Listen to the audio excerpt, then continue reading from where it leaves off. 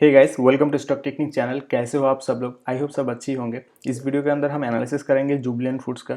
अगर आप बिगिनर्स हो और अगर आप सीखना चाहते हो कि स्टॉक मार्केट के अंदर किस तरीके से बाइंग पोजीशन बनाया जाता है, किस तरह के स्टॉक सिलेक्शन किया जा सकता है, अगर आप स्टॉक के अंदर बाइंग करके थोड़ा प्रॉफिट करना चाहते हो कुछ ही दिन के अंदर, तो ये वाला वीडियो आप देख सकते हो। आपके लिए बहुत सारे हेल्प हो सकते हैं। और अगर आपको वीडियो अच्छा लगता है तो प्लीज़ आप चैनल को सब्सक्राइब करो और कुछ कॉमेंट भी कर सकते हो। तो चलो सबसे पहले हम इसका शुरू करते हैं। तो सबसे पहले हम देखेंगे कि जुबिलेंट फूड्स की अप ट्रेंड वाला स्टॉक है या डाउन ट्रेंड वाला स्टॉक है। हमको सबसे पहले यही देखना चाहिए, क्योंकि अगर हमको बाइंग करना है तो हमको अप ट्रेंड वाले स्टॉक के अंदर बाइंग करना है, और अगर हमको सेलिंग करना है तो डाउन ट्रेंड वाले स्टॉक के अंदर हमको सेलिंग करना है। लेकिन निफ्टी अभी ऊपर है, तो इसीलिए हमको अप ट्रेंड वाले स्टॉक के अंदर ही हमको पोजीशन ढूंढना चाहिए। तो हम क्या करेंगे, हम सबसे पहले वीकली टाइम फ्रेम देखेंगे और देखेंगे कि जुबिलेंट फूड्स का जो टाइम फ्रेम के हिसाब से क्या ये अप ट्रेंड है या डाउन ट्रेंड है। तो वीकली टाइम फ्रेम के हिसाब से तुम देख सकते हो यहाँ पर कि 2011 से हमेशा मतलब अप ट्रेंड वाला ये स्टॉक रह चुका है। तुम यहाँ पर देख सकते हो उसने बहुत ही मतलब अच्छी तरीके से उसने अप ट्रेंड ही रह चुका है। तो ऐसा हमको मानना है कि आगे जाकर भी वो बहुत ही ऊपर तक जा सकता है। तो अगर हमको इसके अंदर एंट्री लेना है तो हम तो मतलब वीकली टाइम फ्रेम के हिसाब से कैंडल स्टिक को देखकर तो हम इसके अंदर एंट्री नहीं ले सकते। हमको क्या करना पड़ेगा, हमको इसके अंदर लोअर टाइम फ्रेम के अंदर जाना पड़ेगा और फिर जाकर हम इसके अंदर एंट्री ले सकते हैं। तो उसके लिए हम डेली टाइम फ्रेम के अंदर हम चले आते हैं और हम बहुत सारे स्ट्रैटेजीज को, बहुत सारे सिस्टम को हम इसके अंदर अप्लाई करेंगे और फिर देखेंगे कि जुबिलेंट फूड्स मतलब किस तरह से परफॉर्मेंस कर सकता है फ्यूचर में, कौन सी जगह पर इसको बाइंग करना चाहिए। तो सबसे पहले हम इसके अंदर एक ट्रेंड लाइन बनाएंगे। तो ट्रेंड लाइन के हिसाब से अगर तुम देख सकते हो कि उसका जो प्राइस है अभी, उस प्राइस से भी ट्रेंड लाइन मतलब बहुत ही नीचे है, तो उसको मिनिमम उसको ट्रेंड लाइन को तो टच करना ही चाहिए, इसका ऐसा मुझे लगता है। तो ऐसा हो सकता है कि अभी ये स्टॉक का मतलब जो कैंडल स्टिक दिया है, कैंडल स्टिक हिसाब से वो अभी भी ऊपर जा सकता है, 2-3 कैंडल ऊपर जा सकता है। लेकिन टाइम फ्रेम के हिसाब से अगर देखा जाए और ट्रेंड लाइन के हिसाब से अगर देखा जाए तो उसको नीचे आना बहुत ही ज़्यादा ज़रूरी है, क्योंकि जब वो नीचे आएगा तभी उसके अंदर एक पुश आ सकता है, इन्वेस्टर का पुश आ सकता है और फिर जाकर स्टॉक एक रैली कर सकता है। तो सबसे पहले मैं आपको कहूँगा कि कौन सी जगह पर इसको बाइंग करना चाहिए। देखो, अगर मैं आपको दिखाता हूँ कि ट्रेंड लाइन के हिसाब से उसका जो सबसे अच्छा बाइंग पोजीशन है वो तो इस तरह का एरिया में सबसे अच्छा बाइंग पोजीशन है। लेकिन फिर भी इसके अंदर हम प्राइस एक्शन एनालिसिस करेंगे। प्राइस एक्शन एनालिसिस करने के बाद फिर हम एक डिसीजन पे आएंगे कि कौन सी जगह इसके बाइंग अच्छा पोजीशन हो सकता है। लेकिन प्राइस एक्शन को एनालिसिस करने से पहले हम देखेंगे इसका जो सपोर्टेड लेवल था, मतलब रेजिस्टेंट लेवल था, सपोर्ट लेवल था, वो कौन सी जगह पे, कौन सी जगह पे ये आ सकता है। इस तरह का कुछ मतलब नॉर्मल कुछ हम थ्योरी इसके अंदर अप्लाई करेंगे और फिर जाकर हम एक डिसीजन पे आएंगे। तो इसके अंदर अगर मैं रेजिस्टेंट लेवल बताऊँ तो उसका जो रेजिस्टेंट लेवल था, ये वाला एरिया उसका एक बहुत ही अच्छा रेजिस्टेंट लेवल था, तुम देख सकते हो। तो इस जगह से, इस तरह का जगह से उसने बार बार उसने रिजेक्शन लिया है। तो ये वाला जो एरिया है इसका एक बहुत ही अच्छा एक पोजीशन है। तो ऐसा हो सकता है कि जुबिलेंट फूड का जो उसका जो प्रीवियस रेसिस्टेंट लेवल था अभी उसका एक सपोर्ट लेवल बन सकता है। ऐसा मुझे लगता है कि वो उसका जो प्रीवियस रेसिस्टेंट लेवल था उसके ऊपर आकर वो सपोर्ट लेकर फिर जाकर वो बाउंस बैक हो सकता है। ऐसा मुझे लगता है कि वो इस तरह का आएगा और आकर इस तरह से जगह से उसने फिर से एक बाउंस बैक कर सकता है। तो सपोर्ट एंड रेसिस्टेंट के हिसाब से भी उसको नीचे ही आना चाहिए, लेकिन हायर टाइम फ्रेम के हिसाब से वो तो ऊपर ही जाएगा। तो इसके लिए हम क्या कर सकते हैं, हम इस तरह का कुछ एरिया में मैं तुमको दिखाना चाहता हूँ, इस तरह का कुछ एरिया में हम इसके अंदर एंट्री ले सकते हैं। बहुत ही एक अच्छा पोजीशन है। तो इसके लिए हम इसके अंदर और भी एक पैटर्न को हम अप्लाई करेंगे। हम अभी इसके अंदर प्राइस एक्शन पैटर्न को अप्लाई करते हैं। प्राइस एक्शन पैटर्न से हमको क्या पता चलता है, हम वही देखते हैं। चलो, तो प्राइस एक्शन के हिसाब से वो क्या कर सकता है मैं तुमको दिखाता हूँ। उसने एक पैटर्न बनाया, उसने एक ट्रिपल बॉटम टाइप का उसने एक पैटर्न बनाया, मैं तुमको दिखाना चाहता हूँ। तुम बहुत ही अच्छी तरीके से देखो।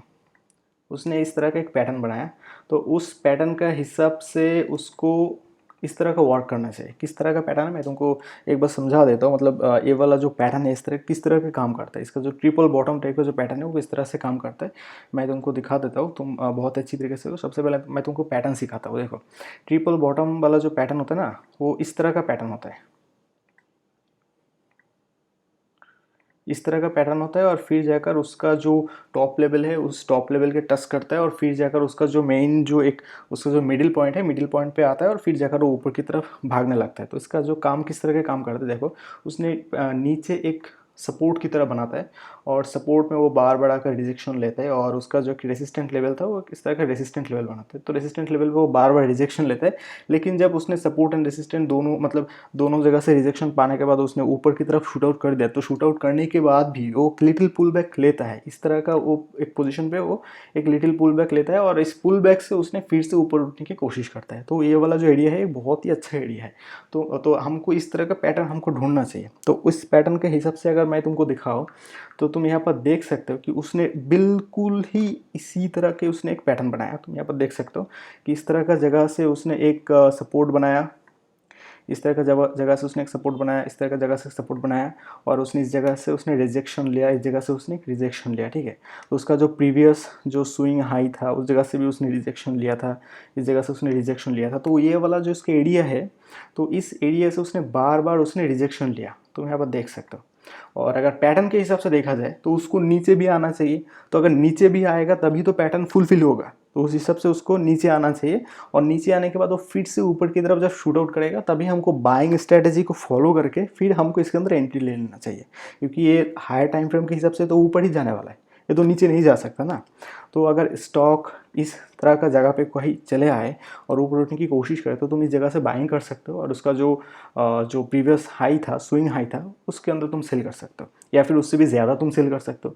तो मिनिमम तुमको 10% मिनिमम मिलेगा, मिनिमम तुमको 10% मिलेगा। मैं तुमको गारंटी से कह सकता हूँ, मतलब एक्चुअली गारंटी नहीं, स्टॉक मार्केट प्रोबेबिलिटी के साथ चलता है, तो इसका जो प्रोबेबिलिटी है 90% प्रोबेबिलिटी है कि ये स्टॉक ऊपर ही जाने वाला है, ऐसा मुझे लगता है। तो तुम इसके अंदर एंट्री ले सकते हो, स्टॉप लॉस को मेंटेन करके, रिस्क रिवॉर्ड मेंटेन करके तुम इसके अंदर एंट्री ले सकते हो।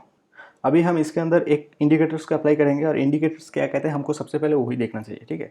तो लोग इंडिकेटर सबसे पहले यूज़ करते हैं, लेकिन हम एकदम लास्ट में इंडिकेटर्स को यूज़ करेंगे, क्योंकि मेरा जो टेक्निक्स है वो अलग से। तो मैं तुमको दिखाना चाहता हूँ इसका जो इंडिकेटर्स है वो मूविंग एवरेज इंडिकेटर्स है। तो इंडिकेटर्स के अंदर हम 100 को यहाँ पर लिख देंगे, 100 तुम यहाँ पर टाइप कर दो। 100 बैठाने के बाद तुम इसको विजिबल कर लो एक बार। तो तुम यहाँ पर देख सकते हो कि उसने अगर इस जगह पे उसने आ गया ना, तो इससे हमको यही पता चलता है कि वो फिर से 100 के ऊपर एक सपोर्ट ले रहा है, और सपोर्ट से उसने फिर से ऊपर की तरफ शूट आउट करेगा। तो इसका बहुत ही ज़्यादा प्रोबेबिलिटी हो सकता है कि इस तरह का पैटर्न बनाकर फिर वो ऊपर की तरफ भागेगा। तो अगर हम अभी इसके अंदर एंट्री लेना चाहते हैं, तो इसके लिए ये बहुत अच्छा स्टॉक नहीं है, हमको थोड़ा दिन वेट करना चाहिए, क्योंकि प्राइस थोड़ा नीचे आ सकता है, ऐसा मुझे लगता है। अगर तुम एंट्री लेना चाहते हो तो टेक्निकल एनालिसिस सीखो, सीखने के बाद एक अच्छी पोजीशन पे तुम एंट्री ले सकते हो। बहुत ही एक अच्छा स्टॉक है, इसके अंदर तुम एंट्री ले सकते हो। और अगर तुम बिगिनर्स हो और तुम सीखना चाहते हो कि स्टॉक मार्केट के अंदर कैसे काम किया जा सकता है, किस तरीके से प्रॉफिटेबल हो सकता है, टेक्निकल एनालिसिस कैसे किया जा सकता है, चार्ट स्टडी कैसे किया जा सकता है, प्राइस एक्शन, बहुत सारे इंडिकेटर्स, हर एक चीज़ को तो हम जानते हैं, लेकिन इसको यूज़ कैसे किया जा सकता है, मतलब हर एक सिस्टम को, मतलब टेक्निकल दुनिया का जो सिस्टम है, इस सिस्टम को कैसे हम यूज़ कर सकते हैं, हमारा फ़ायदे के लिए हम किस तरीके से प्रॉफिटेबल बन सकते हैं। अगर तुम ये सब सीखना चाहते हो तो तुम मुझे कॉल कर सकते हो, मैं पर्सनल ट्रेनिंग भी देता हूँ। तो आज की वीडियो में इतना ही कहना चाहता हूँ। अगर तुमको मेरा वीडियो अच्छा लगता है तो प्लीज़ चैनल को सब्सक्राइब कर दो, नेक्स्ट टाइम भी इस तरह का वीडियो तुमको रेगुलर मिलता रहेगा। तो बस मैं इतना ही कहना चाहता हूँ, अपना ख्याल रखना और अपना फैमिली का भी ख्याल रखना।